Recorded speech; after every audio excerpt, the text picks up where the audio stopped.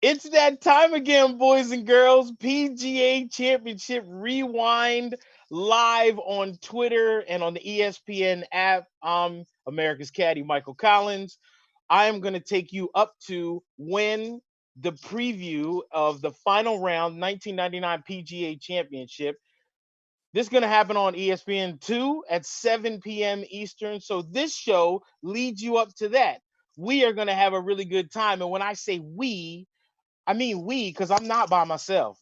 If I'm gonna do a preview of the 1999 final round of the PGA Championship at Medinah, who better than to take me back then than the dude who at 19 years old was staring down Tiger Woods, having so much fun, running up fairways, jumping up in the air. The crowd was going crazy. How about my boy Sergio Garcia, Masters champion? What's happening, man? How are you, Michael? Thanks for having me. Anytime, man. You know me. Every day's a good day. But I gotta let's start here. How are you and the family doing? How's everybody holding up? They're doing great. Thanks for asking. They're all good. Angela is recovering great from the birth of little Enzo. Azalea, it's amazing as always, and the little dude, is doing really well. He's a great boy. So he's making it easy on us. So it's nice. See, that's awesome. And for anyone out there who doesn't know, if you are stuck at home and a little bored going through social media, I'm telling you right now, Angela and Sergio got one of the funniest TikToks out there that I have seen. Literally, coffee almost came through my nose watching this one. So they are very entertaining and uh, fun. But I gotta ask, okay, Thank you. so think about back in if I would have told you, let me start here. If I would have told the 19-year-old Sergio Garcia that this is what's gonna happen to you and how your life and career is going to play out. And here's where you're going to end up winning the Masters. You're going to get married, go live in Texas, and have two children. What would the 19-year-old Sergio have said to me? Well, I mean, I probably would have looked at you a little bit funny and said, "Really?" I mean, but you never know. That's the beautiful thing about life. You never know where it's going to take you, and I'm very proud. I'm very happy of where it's taking me. Yes, obviously, I would have loved to win my major or more than one before 2017 when it happened, but at the same time, I got blessed with an amazing family, an unbelievable wife, and two amazing kids. So, I can't complain with everything that's been going on in my career and my personal life. Now, going into that week, you had already been the low amateur at the Masters earlier that year. You won a European Tour event, which was what, your sixth start on the European Tour? Yes, Irish Open. The world was your oyster at the time. What was it like for you then going into that PGA championship? Because most 19-year-olds aren't coming from high school, being low amateur at the Masters, winning a European Tour event, and then coming to the PGA championship, with all the confidence in the world like you were. But what was that like for you? Yeah, it was amazing. Obviously, you can see how young and skinny I was. Um, but no, it was great. Obviously, I was fortunate to have a really good amateur career. But once you turn pro, you start from zero. So it's always you never know how it's going to go. You're hoping that it's going to be great. You're hoping that you're going to play amazing. But you never know. Some people have struggled early on and then got over it, like Justin Rose did, for example. Fortunately for me, I started really well from the first tournament on. I remember Spanish Open was my first one, my debut, and finished 25th. So it was a good solid week to start with. And look at that young kid. Man, And but yeah, got to win the Irish Open on my sixth start as a professional. Got a great start in the US at the Byron Nelson, finishing third, and that kind of helped me kind of set up my card also in the US, and then obviously what happened at the PGA Championship that we all remember. even What though do it was you 21 years ago. I know. That's the. I'm looking at those pictures and I'm going, no, that must be Sergio's kid. I don't think that's him. There's no way. We were never. Were we that young back then? Seriously, He looks almost like me there. a little bit, just a little bit like you. What do you do? You remember anything from the beginning of that week that maybe put in your mind? You know what? This week might be a little special. I remember that I loved the course from practice rounds onwards. I really enjoyed the course. I felt good about it. I felt my game was good. Um, I was feeling comfortable. Obviously, I was coming off missing the Canterbury Open, which that was tough. You know, it was my first major as a professional, but I felt like that week I felt comfortable and you know played great the first round to start with. Got way up there early on, and then the course was playing tough. We got a little bit lucky. I think it was Friday night. It rained a bit, and it softened up the course a little bit for Saturday and Sunday. But the course was playing tough. It was rough was high, and you had to hit the ball very very well. The one thing I remember them talking about in this replay that people will get to see and hear when it airs on ESPN2 right after we're done is you put a new putter in the bag that Monday. And so what made you put that putter in the bag and apparently immediately if you remember I someone said you commented that you fell in love with that putter as soon as you started hitting it. So how did that happen? Yeah, it was like I don't know what you call it, like a half moon, like one of those mallets. And Ah, Tyler's did it for me. I really like the way it's set up. I like the way it swung for me. You know, I was able to swing it on a really good path and felt really comfortable throughout the whole week. And it kept going. You know, I played the Ryder Cup with it. I putted great, and later on that year. You know, it was a really nice putter. It was all black, and I you know I really felt comfortable, and I hit a lot of good putts. And even on that Sunday, you know, there were 3 or 4 putts that you know that looked like they were going to go in and didn't go in on the back nine, and then ended up feeling and then ended up ended up falling one shot short, mm. unfortunately. Yeah, I mean, I'll skip. No, I don't even want to skip to the end yet because that's such a. It was a cool moment. And we'll get to it later. I want to start on that first tee on Sunday when they announced your name. Do you remember that roar and what was that feeling like? Because there was a time for a minute the crowd was wanting you to do this because you're the 19-year-old that no one had ever seen before, you know, in Chicago playing in that PGA championship. So there was a ton of people rooting for you, man. Yeah, definitely. I mean, the crowds were amazing, and I mean they've always been amazing all over the world, and here in the US they've always been great to me. But obviously that week they already knew a little bit about me because of the tournaments I played throughout that summer and getting my PGA Tour card. But that week was, you know, the really the takeoff of Sergio Garcia, you might say, in the US, and I really felt it all week, and it got even bigger as that last round went on. What's the one thing that you remember from earlier in the week that stuck with you through the week? Uh, no, I just like I was saying early, I love the course. I love the way it was set up. I knew that you had to drive the ball well. Obviously, I've always enjoyed driving the ball, and I've always been a good driver of the ball. And I thought, you know, if I'm able to hit the ball the way that I've been hitting it, able to hit a lot of fairways, I'm gonna be hitting a lot of these greens. And you know, if I do that and don't make many mistakes, I'm gonna be up there. And I think throughout the week, I think I only made, I want to say, 4 or 5 bogeys all week. So obviously it was a very solid playing. Yeah, you had two bogeys for the first 54 holes, and those guys they were going crazy talking about how are you doing this? What were the? Do you remember what the butterflies were like on that first tee box when they announced your name and you know you got a shot? And when did they go away?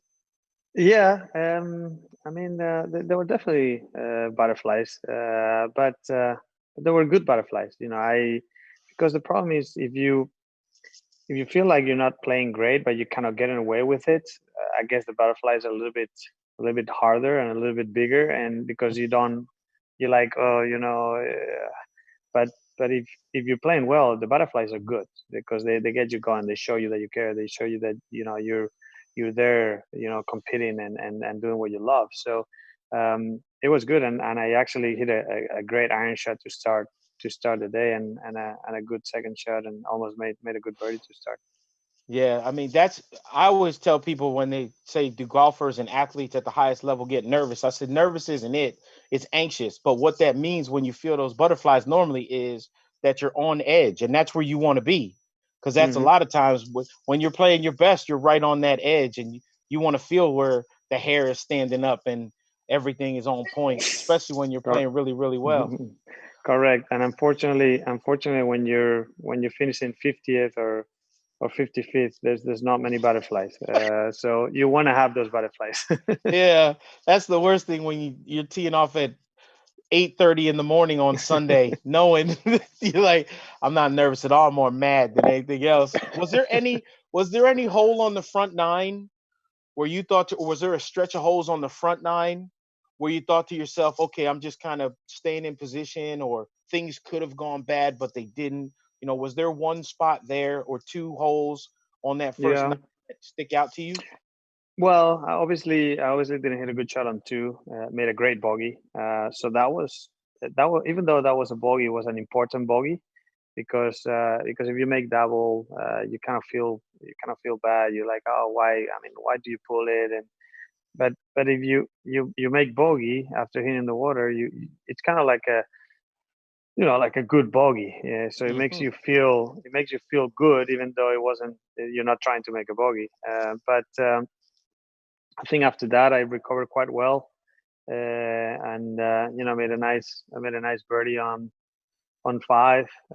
Obviously, I would have loved to hit a couple of shots a little bit better, and that's where we were talking earlier. Maybe a little bit of nerves. A couple of little pulls here and there where with like 7 and 8 irons that didn't hit as close as I should have after hitting good drives. But then on the back nine, I kind of got going a little bit more. I started hitting a little bit better shots and then hit some really nice putts that a couple of them went in. Unfortunately, a couple others just burned the edge. But it was a good run. Now you standing on that 10th tee, 5 shots back.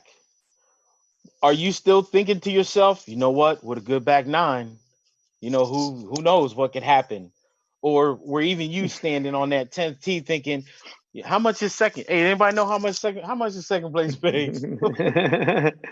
No, I mean, I was standing there thinking I need a really good back nine, and I need Tiger to not go crazy because if he shoots 2 or 3 under, even if I have a really good back nine, even if I shoot 6 under, I'm still losing. So obviously, I need a little bit of help from him. But at the same time, I was also thinking, don't go crazy either because you're trying to get in the Ryder Cup team. I was right on the edge of being on the Ryder Cup team, and it was something that uh, it was a dream come true for me to be able to play the Ryder Cup in '99 after turning pro like 6 months earlier, or 5 months earlier.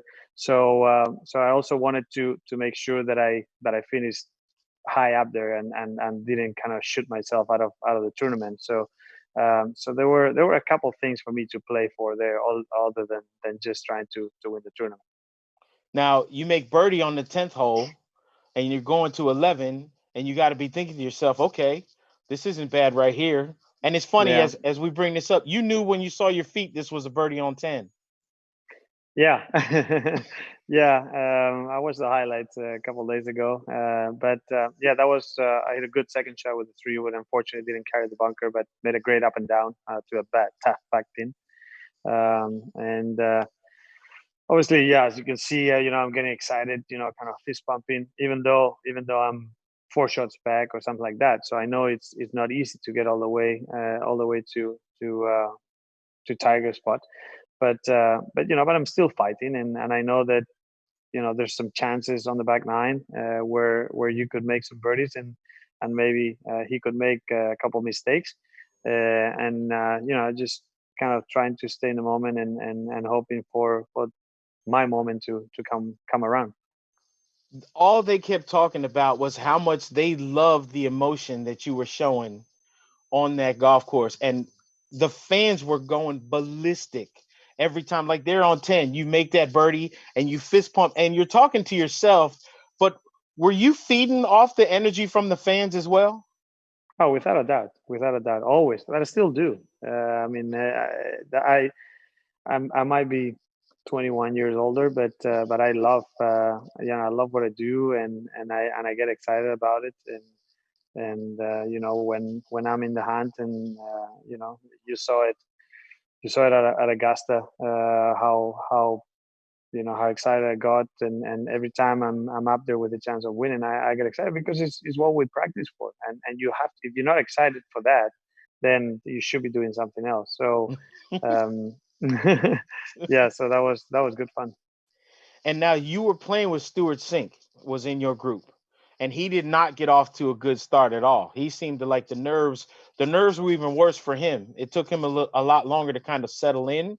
So how difficult is it in a situation like that on such a big stage if you're playing and the guy that is with you is not having a great day? Do you kind of think to yourself, okay, I just need to kind of stay in my own world, or what's the mindset there? Yeah, I don't think it. I think that when people talk about that, I don't think it makes that big a difference. Hmm. Obviously, if you're both playing well, you kind of maybe feeding off each other. But it doesn't matter if the other guy is not playing great. I mean, Stewart uh, didn't play badly. Right. He missed a couple putts early on, but he hung in there, and then he got back to, I think, 8 or 9 under towards the end of the round, and so he ended up finishing pretty high up there. But yeah, I don't think at the end of the day you're concentrating on your game, and you're giving it everything you have. And there's been plenty times when I've shot a really good round when I was playing with someone that shot a great round, and there's been times when I've shot a really good round with someone that was shooting himself on the foot, unfortunately. So Hmm. I don't think that changes so much the way you feel. All right, now take me on to that 13th tee, the par three. So you hit a 6 iron on that one, but Yeah. take me to that moment when you're standing on the tee in the situation that you're in. Talk me through what happened. Yeah, I played 12th grade, almost made birdie. Got to 13. Obviously, it was a tough pin. It was a front pin. I remember, I think Stewart Cink hit 5 iron, and he hit a great shot, but hit it probably about 30 feet behind the hole, and I hit six, and I caught it just slightly thin. So I was kind of like helping it up to make sure that it carried. Yeah. And from the tee, it almost looked like the second bounce, almost hit the hole. So I left myself a nice downhill, a little bit left to right. Stewart Cink gave me a nice little read, even though he Mm. he left a little bit short, but he gave me a little bit of a feel for the putt, and obviously rolled that putt beautifully in there. So you said you caught that tee shot a little thin, and A you did tiny a bit. little I mean, a not little much, bit, not much. but see, if it's off by a groove, pro golfers, that's why you're running there and giving it the little flick with the come on, go, you got to go just a little bit for me now, and it does. And now when you get down onto the green and you hit that putt, do you know? Because most of the time when you hit the putt how you want, where you want, it's going to go in. So when you hit that putt and it starts tracking to the hole, what are you thinking? Well, I mean, as soon as I hit the putt, I knew it was a great putt, and it started exactly in the line that I wanted. And as I was going down the hill, probably about 3 or 4 feet short of the hole, I can see that is going, and obviously I give it a nice little putter like little twirl, and a nice little fist bump, kind of looking back at the tee, and just kind of trying to say, okay, I know that you're an amazing player and you're playing great, but I'm still here. I'm still going to try to make it as difficult as possible for you to win it. Did you know that Tiger had bogeyed 12 before he came up on the 13? Uh, I'm not sure. I'm not sure I did. I wish I could remember that, but I'm not sure I knew because the Look at that look. timing, That the look, timing, man. yeah, it's pretty good. The timing was quite close, Mm. but I might have seen it in a scoreboard if it was one around there. I love that look. I'm telling you, I love the fact when you got the fist pump and you're looking up at that tee box, and you said it. That's exactly what it looks like on TV. Is that you're looking back up there, going, "I know you're Tiger Woods, 23-year-old phenom. I'm Sergio Garcia, 19-year-old phenom, and I ain't scared. I'm still here, homie. Like, what you want to do?" How then do you go from that moment? Because you know when you go to 14, you got to calm yourself down a little bit. Because after Mhm, you do the fist pump and look back up onto the tee box, you acknowledge the crowd, which is now going crazy because it's a mhm. one shot lead. And when do you know where you are as far as on the scoreboard? And how do you get yourself calmed down, to keep going?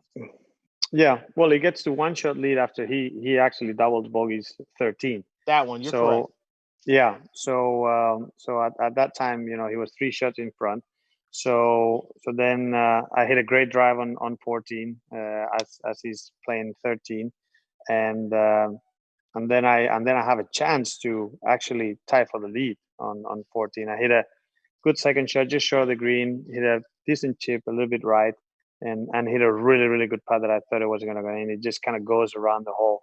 This putt on 14, I thought it was just going to drop there, and it just misses. So that would have been to tie for the lead, and then unfortunately I bogey the next, and that kind of puts me back a little bit.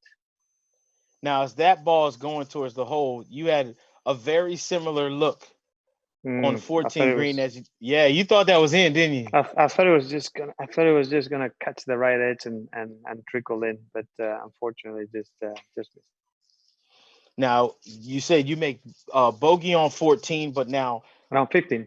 on 15, I'm sorry, yeah, yeah, I'm getting so excited now just watching those highlights, watching, man, because it takes me back to thinking like this is a real battle that's now starting to go on there. So, what's your mindset that you remember? After a bogey 15, I obviously knew that it wasn't ideal because I couldn't. I felt like I couldn't give any shots back if I wanted to catch him. But the good thing is he didn't birdie 14. So obviously I didn't. I lost a shot there on 15, but I didn't lose two because he birdied 14. So excuse me. So I was two shots back going into the 16th tee. I knew 16 was a tough hole. 17 is not the easiest par three in the world, but if you hit a good shot, you can make birdie. And then 18, if you hit a good tee shot, you can. It's a birdie opportunity. So I was hoping, let's see if I can birdie one or two of the last three without making a bogey, and then see where that put me, depending how Tiger finishes. Now, most of the time on holes like 16, which was it's a hard dog leg to the left, and you had three wood out. Were you Hmm. trying to turn it around the corner, or were you thinking to yourself, three wood won't go through here, and that was adrenaline that carried it through? Well, I mean, I was trying to turn it a little bit, but I thought, with three wood, hopefully, if it doesn't bounce too hard, it should stay maybe on the first cut or towards the end of the fairway, and that's all you needed because the trees on the left were really big, and it was very difficult to hit that drive high enough and left enough to not hit it through the fairway. So I actually, when I hit that three wood, I hit a little bit straighter than I wanted, but I thought it was going to be fine. Obviously, it took a little bit harder bounce than I thought, and I went up against the tree, and we kind of know what happened after that. And for the people that don't know, we're going to talk about it and show you. Okay, when you get up there and now you're looking around, what are you thinking when you get up and see the ball like this? What was the first thing that came to your head? Well, when I saw it there, my first thought was it's not easy, but I think there's a little bit of a chance. There's a little bit of room for me to hit it. Not a lot. The shot has to be almost perfect for me to be able to get on the green. But I remember looking, and I knew there was a little bit of room left of the green. So I was like, even if if I hit it a little bit straighter, I obviously need to cut it quite a bit. But if I hit a little bit straighter, I can hit it a little bit left of the green in the rough, but I'm gonna have a lot of green to work with. I can hopefully make my four. I felt like chipping out. It wasn't gonna be easy because then 16 is very tricky because it kind of rises up, goes down. There's a big swell, then it goes back up, and then the green is right on top. There's a bunker on the front right, and the pin was just on top, just on that front right side, just over the bunker. So even with a wedge or a 9-iron, it wasn't going to be an easy. It wasn't like, oh, it's an easy pin to make four. So I thought, if I hit it left of the green, just left of the green, I can hit like a little chip and run or something, and give myself maybe like a 5 or 6 footer and make par, and it'll be a great par. It'll be a great booster. Did your caddy ever try and talk you out of it? Because it looked like right when you backed off and you guys were standing next to each other having a conversation, did your caddy ever go, yeah, we could just chip it if you want to just go ahead. There's no reason to try No. and break your wrist. I mean, he obviously gave me the different options. He was like, if you chip over there, you're gonna have about 100, 160, 150 yards. So you're gonna be hitting probably like a 9-iron or something like that if you feel comfortable with that. If you see the shot, and that's why that when I talked to him with Jerry, and I was like, well, I mean, there's room. Like as long as I catch it well, there's room down the left there. So if I cut it perfectly, I'll hit on the green. If I hit it long enough. If I don't, I feel like I can make four a little bit easier from that left side than from down here. Like 20 Yep. or 30 yards in front of where we are. And so as you're stepping in for that shot, what's going through your head? And are you thinking, when I'm pulling this club back, like I don't want to look. I don't want to look. I don't want to know. Well, as I'm getting ready, I'm thinking, okay, just trust it. I know it's tight. Just hopefully the ball doesn't clip the front tree. I knew the backside of it. It was potential that if I got a little bit too much on the outside, trying to cut it too much, I might catch the end of the tree with the toe of the club.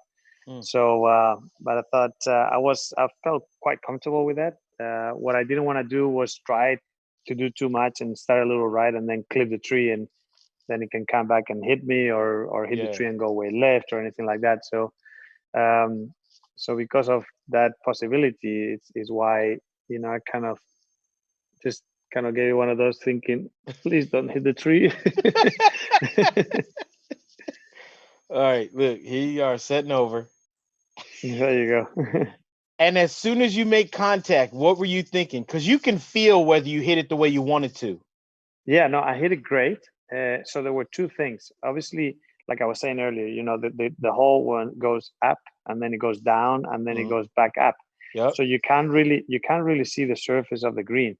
So as soon as I hit it, and I was like, oh, it's coming. I hit it well. It's coming out the way I want it, and it's cutting towards the green. I wanted to make sure that it got there, because if it didn't get there on that line, it would have rolled back down 20 or 30 yards. So I was running to and jump to make sure that I saw it land on the green, so it didn't roll back down. Because if it would roll back down, it would have been a really, really tough chip, even from the fairway.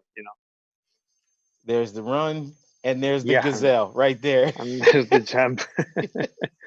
So the other thing I remember from after that was when you stopped, like you jumped, and I guess when you saw it on the green, then you bent over and like took a deep breath, and after that you were touching your heart. What's after you realized that you pulled off the shot? Now what? What was that when you bent over and then you touching your heart and you look over at your caddy? Like, Well, talk me through that. it was kind of like relief. It was relief of not hitting the tree. Obviously, I was nervous about hitting the tree, and knowing that if I didn't pull the shot off, you don't know. I mean, you don't know what would happen. So it was just it wasn't from the run or anything like that. I was 19 years old. You know, I could run all day.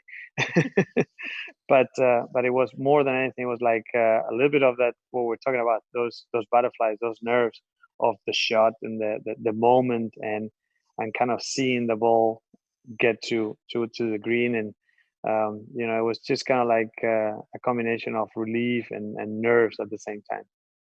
And one of the things that people will get to hear and see on the broadcast is after this, you went over to the guy who was walking with y'all doing play by play, grabbed his hand and put it on your chest and Yeah, told him, feel my heart. Peter Yeah, Costas, I think it was. yeah. You told Peter Costas, feel my heartbeat, man. Feel my.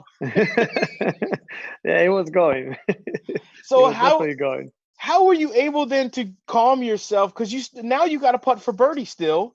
After all of that, after all the excitement and the craziness and the place is going nuts, your heart's going 1,000 miles a minute. You still got to calm yourself down and hit a putt now. Yeah, well, the good thing is I had 150 after the run. I had 150 yards to get to the green, so I was making sure I was breathing a lot and just kind of calming myself down, and just because I knew that we're still on the 16th, and after hitting that great shot, you still have to make four, or if you get really lucky, make a three like I did. So like I almost did. I was just kind of calming myself down and breathing, making sure to slow down my heart rate a little bit, and kind of get back to the competition mode again. Now you get up onto the green and this birdie This putt was a great here. putt.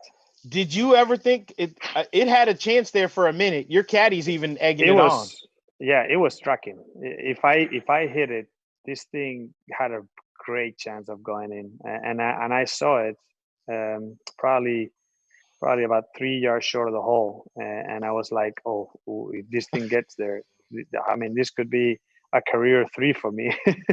And unfortunately, stayed just short. But I mean, it was a great four, so I wasn't gonna get greedy, thinking, oh, I'm lucky I didn't hit that. I mean, obviously, I was trying to make four, and that's what I did, and that's all I could ask for. So now, as we can see, you walk off a 16 and you go to the 17th tee, and you're still now one shot back of Tiger. Yeah, And Tiger after bogey 16. correct. When you are playing 17, Tiger makes bogey on 16, and Hmm. so is there scoreboards around? This was Tiger's bogey that we're watching now. Yeah. Um. And are you Uh, hearing when he's making bogeys and stuff? Can you hear the crowd? Because when he makes a bogey, the crowd goes, "Oh!" Compared to yeah. with the birdie, you hear the Tiger roar. But there's a Yeah. Tiger "oh" when he makes a bogey too, right? Yeah, definitely. You could hear it, yes, for sure. And there were boards everywhere, so you knew. And I hit a good tee shot, good 7 iron on 17. Left myself a nice putt for birdie. Unfortunately, coming off the French, it kind of hopped a little bit, and the ball never took the break that I thought it would. But it was a decent look for birdie to kind of tie it up, and unfortunately, I didn't get it. On those last couple holes, like here stepping in, are you thinking to yourself, "I make this, and I'm gonna win this tournament"? Well, I mean, I know that I have the momentum going on my side, because I'm kind of making things happen, and Tiger is at that moment, he was struggling a little bit with a couple of bogeys and a double bogey, and a couple of missed birdies. So I knew that I had a little bit of momentum on the side. So I just needed one of those two to go in on 17 and 18 to kind of catch up, and then see what would happen on a potential playoff. But it wasn't like, oh, if I make this, I'm gonna win it or not. I was just trying to get myself into into a playoff, and then see if I could kind of keep rolling into the momentum. Yeah, because that was it. Like on that back nine, the momentum completely changed, and it was all yours. And there was just a couple of opportunities. But I want to know, what's that tee shot like on 18 at a major championship at 19 years old, one shot back at Tiger at the time, one shot back at Tiger Woods, and you piped it. But what's that feeling like when you're walking off a 17 green onto 18 and you know PGA champ, this is a major championship. I'm one shot back. Like here we go. What was Yeah, that like? it's really exciting. It's really exciting, and more than anything, like we were talking earlier, if you're playing well, it's even more exciting because you trust in yourself, and it's kind of like what happened at Augusta, on the playoff. I was playing well, so I was trusting myself, and I hit a great tee shot on regulation, a great second shot, and I knew that I was feeling good. So it's not like if you're struggling, then there's a bit more doubts in your head. But it was exciting. It was really really exciting, and obviously to hit a t-shirt like I did, and I think I only had like a wedge in. Unfortunately, the wedge could have been better. It should have been better than what it was, and unfortunately, I left myself a little bit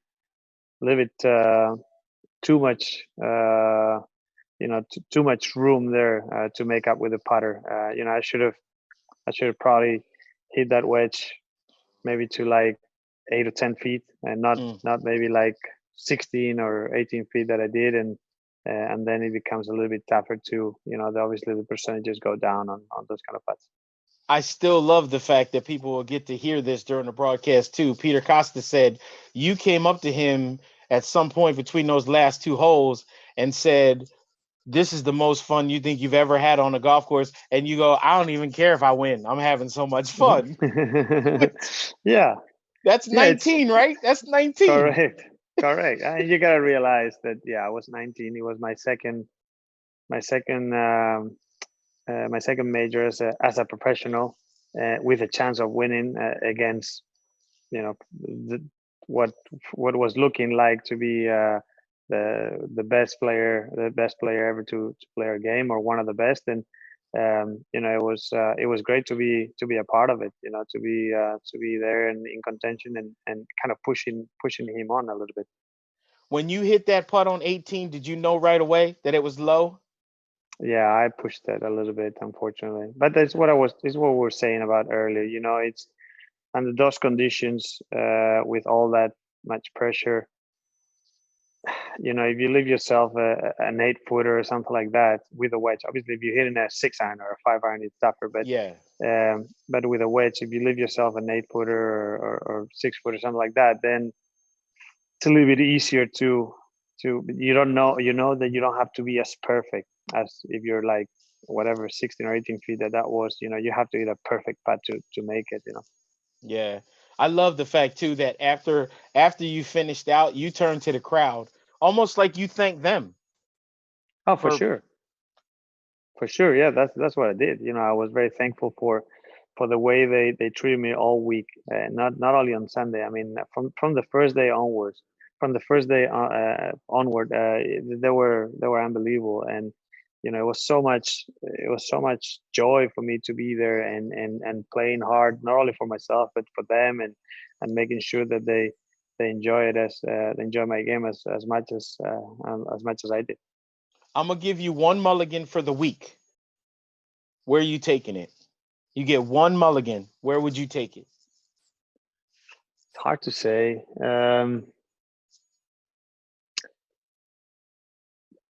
I would say I'm gonna give you two options. Okay. I would say the second hole, the tee shot on the second hole.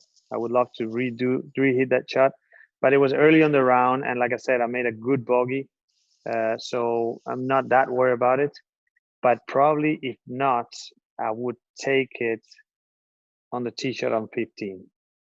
Making sure that I hit that fairway and give myself a birdie chance, and Mm. maybe make birdie par the most, and then you don't lose that little bit of momentum that I had going there.